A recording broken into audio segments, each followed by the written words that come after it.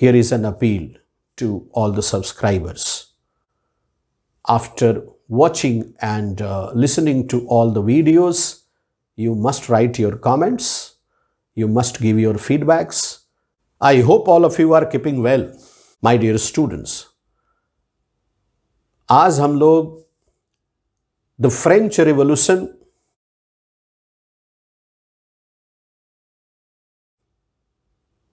Chapter जो है हमारा हिस्ट्री का, India and the contemporary world part 1 का, क्लास 9 के लिए,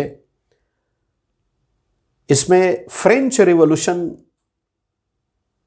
के पहले टॉपिक यानी introduction of the French revolution of 1789 पर चर्चा करेंगे। जो इस चैप्टर के ऊपर पहला लेक्चर वीडियो हम लोगों ने तैयार किया, उसमें हमारी तरफ से ये कोशिश रही, ये एफर्ट रहा कि most of our students should be able to understand what are the main things, main events we have to study in the French revolution. French revolution chapter में कौन कौन से इंपॉर्टेंट टॉपिक्स के ऊपर हम लोगों को जानकारी रखना बहुत ज़रूरी है और उनका सही सीक्वेंस क्या है, इसके ऊपर हम लोगों ने फर्स्ट लेक्चर वीडियो में डिस्कशन किया था। और अगर उस लेक्चर वीडियो को आप लोगों ने देखा है, सुना है, समझा है, जाना है, तो आगे आने वाले सभी टॉपिक्स आपको बहुत आसानी से समझ में आ जाएंगे। हमारी ऐसी कोशिश होगी। I shall be trying my best to make you understand all the topics very easy and very comfortable manner. ये हमारी कोशिश रहेगी। So let's start. Okay, first topic of the French Revolution, and the topic is Introduction to the French Revolution of 1789. The French Revolution of 1789 is considered as a turning point in the history of Europe and in the history of the entire world also. ऐसा क्यों हम लोग कहते हैं? Turning point का मतलब क्या हो गया भाई? यहाँ टर्निंग पॉइंट का मतलब ये हुआ कि फ्रांस को मॉडर्न वर्ल्ड का पहला नेशन स्टेट माना जाता है।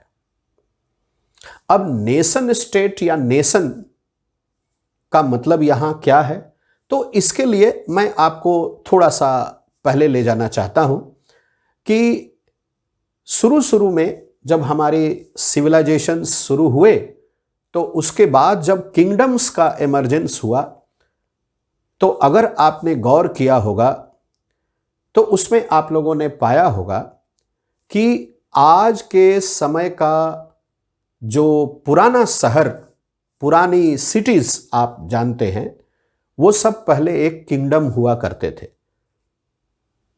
इसलिए उनको सिटी स्टेट कहा जाता था। Every city was a kingdom. मैं आज जो बसे हैं शहर, उनकी बात नहीं कर रहा हूं, जो एंशिएंट टाइम्स के हैं, जब किंगडम्स हुआ करते थे, उस समय के किंगडम्स पे अगर आप गौर करेंगे तो जो भी किंगडम्स थे वो एक सिटी और उसके आसपास का एरिया, वो मिला के एक किंगडम था, तो वो सिटी स्टेट था। धीरे धीरे क्या हुआ कि किंगडम्स बढ़ते बढ़ते एम्पायर में बदल गए और किंग्स एम्पेरर बन गए, और इसके चलते एक नया कॉन्सेप्ट उभरा और वो था नेशन। तो नेशन किसको बोला गया भाई? What is nation? When people belonging to different caste, creed, language, region, religion etcetera live together on a piece of land and treat that land as their motherland and share a common history, then that is called a nation. इसको हम लोग nation बोलते हैं। अगर देखा जाए तो nation के रूप में इमर्जेंस वैसे तो 1688 के ग्लोरियस रिवॉल्यूशन के बाद इंग्लैंड है, लेकिन फर्स्ट मॉडर्न नेशन स्टेट माना जाता है फ्रांस को। जब 1789 में रिवॉल्यूशन के बाद, after the revolution of 1789, when absolute monarchy was removed and constitutional monarchy was established, France become a nation state। तो इसीलिए इसको टर्निंग पॉइंट कहा जाता है। एब्सोल्यूट मोनार्की से कॉन्स्टिट्यूशनल मोनार्की तक, emergence of a nation state France. Okay, इसको turning point एक और कारण से बोलते हैं। For one more reason it is called the turning point in the history of the world और history of Europe, you can say, and that is the slogan of equality, liberty and fraternity. Equality, liberty और fraternity का जो slogan है वो इसी revolution का एक बहुत बड़ा गिफ्ट है वर्ल्ड को, यूरोप को। This revolution, as I told you, ended the absolute monarchy of the Bourbon dynasty ruler Louis 16। One more thing, the revolution of 1789 was a middle class revolution. The middle class was famous as the bourgeois in the French society. France के समाज में middle class का emergence एक बहुत बड़ा event था। ये middle class में कौन आते थे भाई?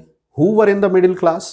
Those who were having money, those who were having mind, and those who were having muscle together. Doctors, engineers, writers, philosophers, merchants, traders, industrialists, okay, they all were in the middle class, and they got support of the lower class, that was artisans, laborers, farmers, slaves, peasants, etc. So the middle class initiated the revolution, the middle class led the revolution, and after the revolution the middle class came to power. That is why we call it a middle class revolution also. I hope the introduction to the revolution of 1789 in France is clear to all of you. Thank you. God bless you. Here is an appeal to all the subscribers, and the appeal is to spread this channel to the maximum number of students so that they can take advantage of this for academic exams and for competitive examinations also.